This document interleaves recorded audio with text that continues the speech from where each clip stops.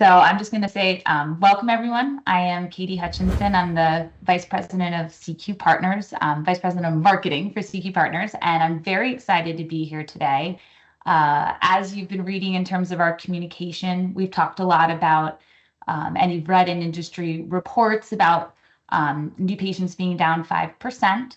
And we thought, what better than to have a member of our community come on and speak with you about how he's navigated this environment successfully and share his strategies. So today I am welcomed by Peter McMahon. He is the CEO of Hearing Aid Consultants of CNY. We're very excited to have him here. And he has been able to grow his practice with his team 10% year over year. So we're really excited to have him share some strategies and what he's done with his practice with all of you.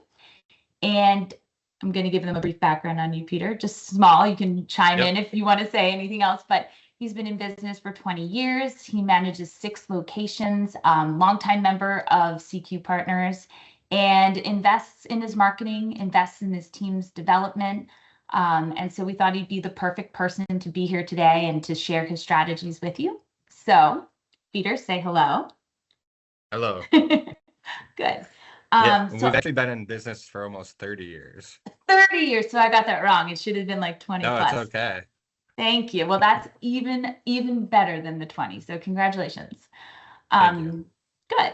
All right. Well, I'm going to dive in. I do have my questions kind of written out, but I know the first thing we talked about was the patients and the fact that new patients are down, and yet you've been able to navigate through this. And so my first question is, how have you been able to grow your practice year over year, and what do you attribute that success to? Yeah, so I think the main thing is consistency. I think, consistently doing something it makes a huge difference. I think, if there's something that you were to try, you can't just try it for 3 months. Like, it has to be consistent, because 3 months is not enough time for something to pick up in the marketplace. There's a lot of other things too. I mean, Jimmy Page, who is my account rep through CQ, the last year we sat down and we were like, man, what happened? Like, we just barely missed our 10% growth. So we sat down, and the one thing that stuck out was the CQ, like the database mailers that we do through the CQ program. And that's exactly what it was, because this year, like, it filled in that little hole that we were missing. But I think, again, consistency, reviewing everything after year end to make sure, like, okay, what could we do? What could we do better? Yep.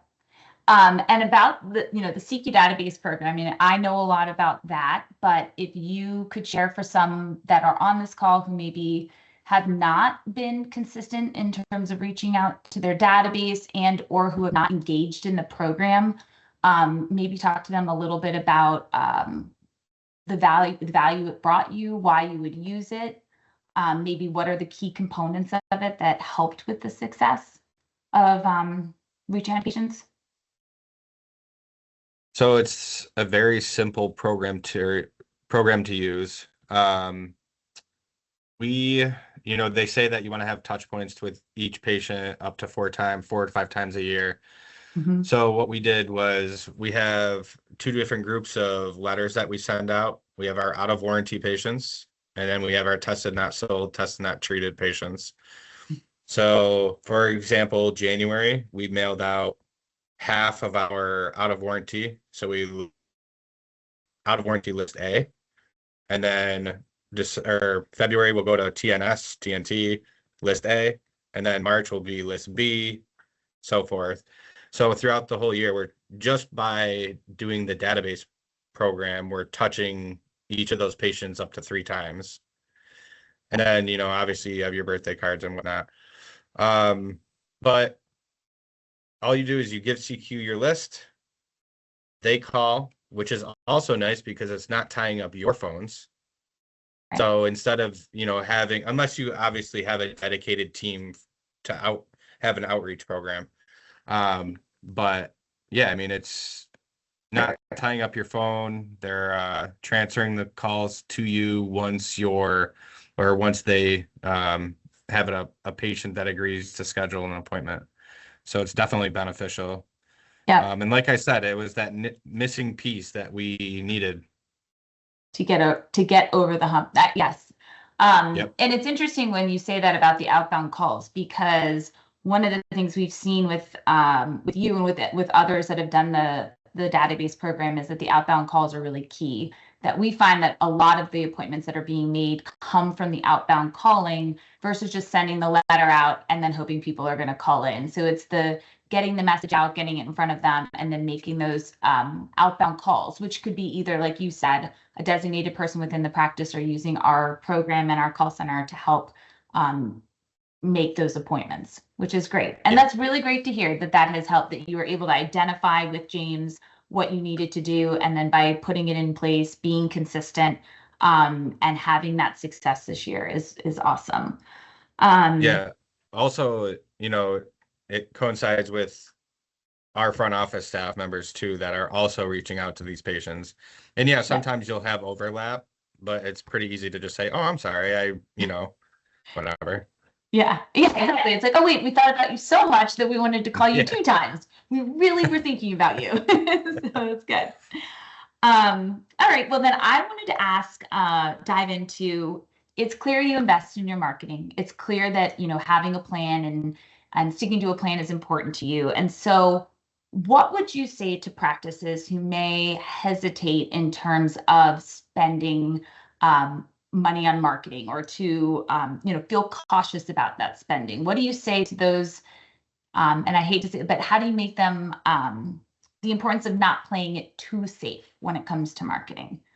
What advice do you give in that respect? Yeah, early on, I was that person. I was like, well, we're doing fine. Like we're bringing all these people.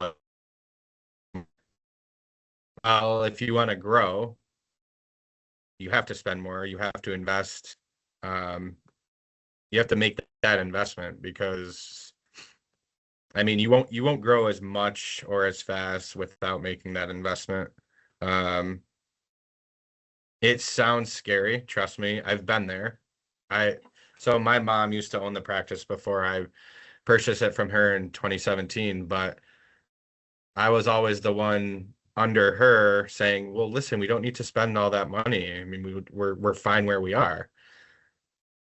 Well, we only had 3 offices at that point. Now we have 6. So again, you got to spend the money. You will see returns on it. Yeah. Not at first. Again, you can't try something for 3 months and think it's going to work. It's consistency. So it's you got to look out into the future and know that it will eventually pay off. Yeah, you had mentioned that earlier, and I think that's a really key thing, is it's, frequency, consistency, and sticking with something for the long haul. Because a lot of times if you don't get the results you want the first time around, you just want to give up on it. But marketing, it doesn't happen overnight. And there is a plan, and sticking to that plan. And I would also gain to say, in talking with Genevieve and James, because I know them very well, that you do put a plan in place and then you're committed to executing it. And that having that forward thinking is probably very important, other than having it be reactive. Like, oh my gosh, I'm not seeing as many patients. Oh my gosh, now what do I do? Is that something, does that kind of fall in line with what you're saying in terms of the consistency and long-term investment in marketing? Yeah, absolutely. Yeah. I can't remember who said it. It was somebody at CQ, but you can't, it might have been Ed Anthony. You can't do anything with yesterday, but you can do something about tomorrow. So yeah, definitely. That's a good one. I like that. We're going to keep that. Again, I didn't say it. Good. Well, I also wanted to say that when you are asked kind of a question that leads into a little bit more about your team, and that when you have growth, so when you are seeing more leads, you're seeing more patients come in, then that also means that you have to have the right team and the right people in place to support that growth. And so with that, how does your team play a role in that success? And, what have you seen in terms of, or what have you done year after year and with your team? I'm a huge believer in team. Like, I don't like being recognized as an individual because I wouldn't be able to do any of this without any of my. So team is huge. So obviously all of our providers have attended one, if not two, of the sales intensive trainings. Those are really scary. He's on here, he knows. Um, but no matter what you do, even if you just do one thing, you're gonna take away something from that. Even, you're not gonna remember every little thing, but you will take away at least something. And I think that's always important too. I always tell my team, just take away one thing from this because it's gonna make a huge difference in the future too. Yeah. Also, Reconnect is huge. We've been going to Reconnect for, geez, probably the past 5 years. And I bring everybody. Again, we're not all together the whole time, but I think also it's that team bonding, like afterwards, while classes are not going on, as long as everybody's not getting into too much, which we won't go there, but Yeah. That could, but no, it's a great time, and I think too it shows that you're investing in your team, so I feel yeah. like they appreciate it as well. So yeah. Yeah, no, I think that's great. And I think it's amazing that you bring your whole team to Reconnect. I can see how having everyone there, hearing the message at the same time, coming back and being able to implement everything they're learning as a team is kind of, I don't know if there's anything, it's kind of unmatched in terms of something you can do to create camaraderie and growth for your team, which I think is great. Yeah. I know you mentioned the CQ Sales Intensive, and I know we have heard just amazing feedback from anyone, and we've changed it to Performance Lab, but it's the same. We kind of changed the name a little bit, but it's the same course and same learnings. And you're saying it can be a little bit scary, but in terms of just what you've seen from that for your team, I know you said taking one thing away from it, but what would you say to the members on the call now about how to approach it or what to do in terms of their team and their staff? Be ready to be uncomfortable, but everybody's uncomfortable. I mean, it's almost like when I first started, I got so nervous to see patients. It's that like nervous feeling, but everybody's that way. You got to remember that even Dom, even though it seems like he knows it all, he's still nervous. You can, maybe he's not, but everybody gets kind of those nerves before they do something. Yeah. But at the same time, I think keep an open mind when you're there. Like they've been doing this a long time. They have information from not just one practice, which would be your practice. They have information from hundreds of practices. So it's really interesting, to be honest. Yeah. It's not just about selling. It's about making that personal connection with people. And, that's the reason why we're here to help, is to have that personal connection be improved throughout that patient's life. Yes. No, thank you. Thank you for sharing that. And I can see Dom is chatting. I don't think he can chime in or talk, or he would, but he said Provider Performance Lab, and there's going to be new material and it's going to be awesome. So we want everyone to bring as many people as possible this year.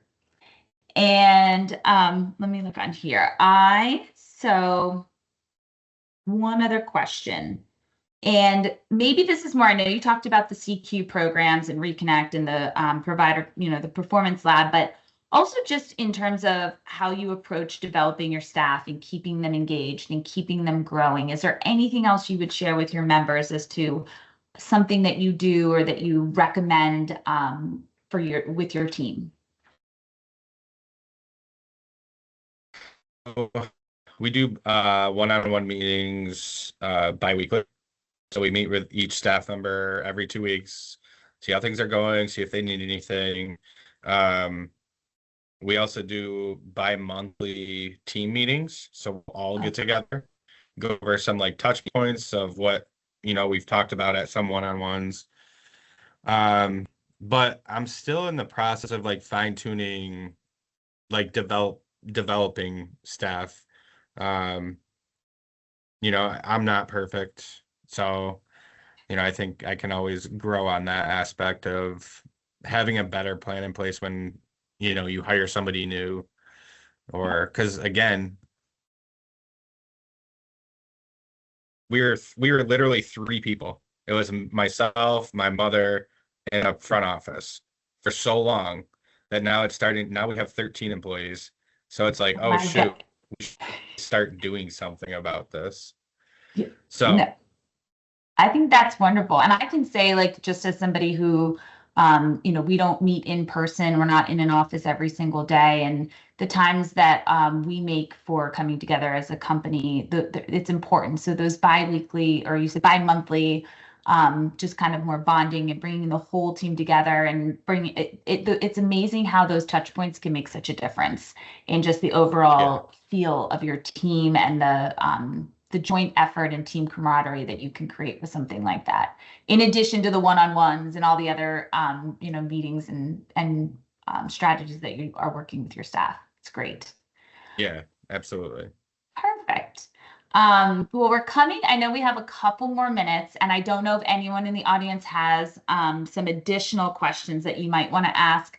I believe you can put it in the chat. I know we can't unmute anybody, but if you have an additional question, if you have something else you might want me to ask Peter, feel free to pop it in there. We'll wait a second and see if anybody else has some additional questions.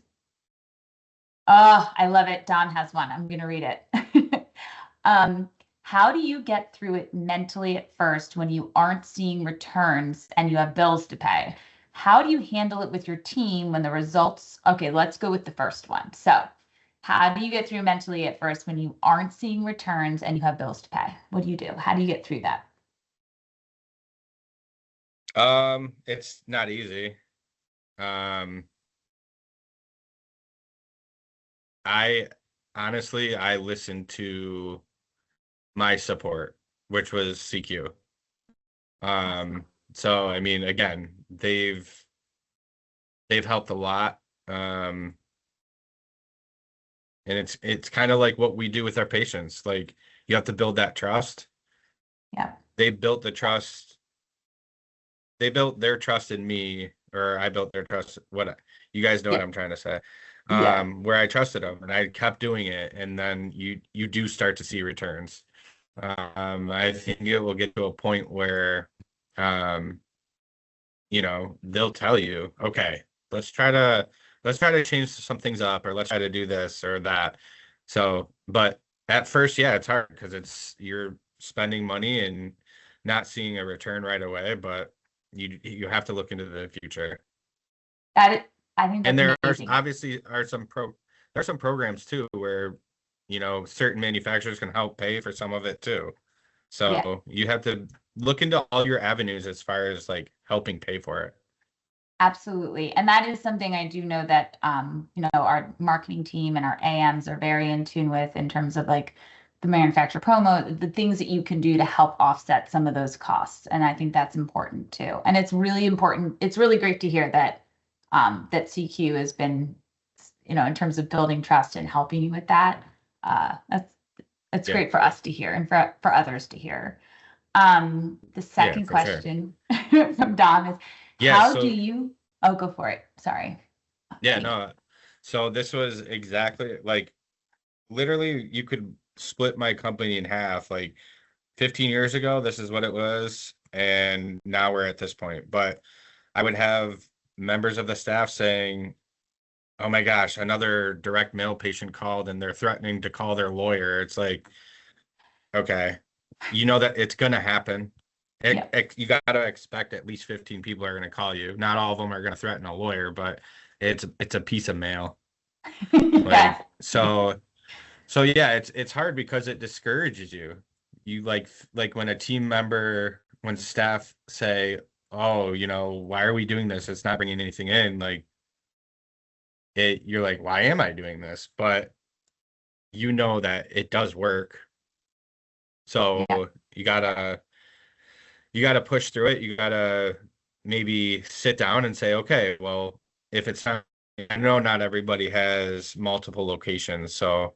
But if it's not working, let's like look into see, let's change up some zip codes. Let's, um, just tweak something.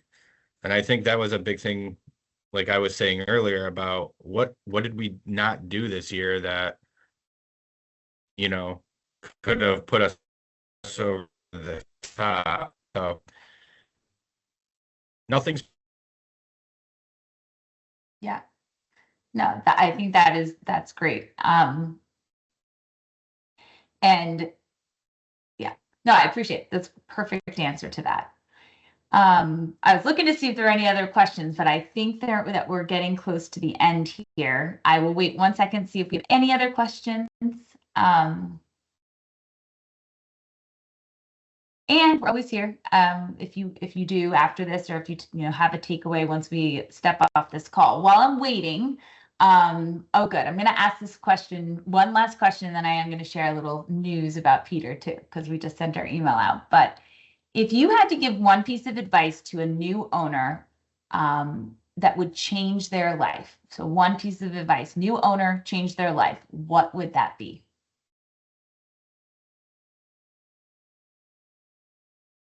It's okay to be scared.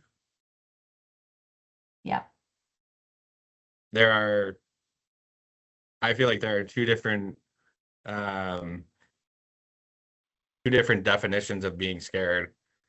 Like one, you're frightened, or you get that like almost like nervous, scary feeling, but it's a good feeling. You have, as long as you're doing your due diligence with research and okay, all right, this is lining up, this is lining up, this is lining up. I know I'm good. It's still scary to make the step, but it's okay. Like if you fail, you learn from your mistakes. Everybody's heard that. So that would be the one thing, that it's okay to be scared. Yeah, I love that. I think that is perfect. I think that goes a long way. And we've talked a lot at CQ about making mistakes and that it's okay and you learn from them. And I think anyone who's diving into something owning a business and running a business, there are those elements of being scared, and you should be. It's the same thing of like going in and playing a game. A lot of times you get nervous energy too. So I think that's a really great piece of advice to everybody.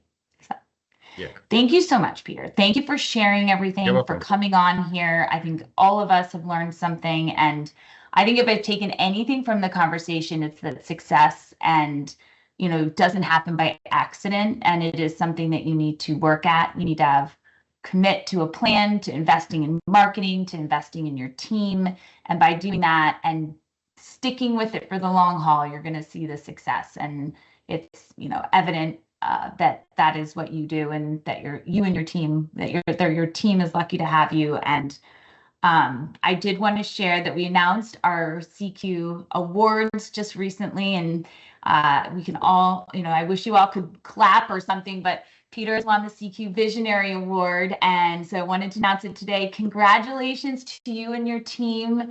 It is well deserved. We're really excited for you, and I think it's a great way to end this. Thank you so much, Peter. Thank you for sharing, for being so candid, and thank you to all of you for being on the call and for spending your what is lunch hour with us. So we appreciate it. Thank you, Peter. Thank you, everybody.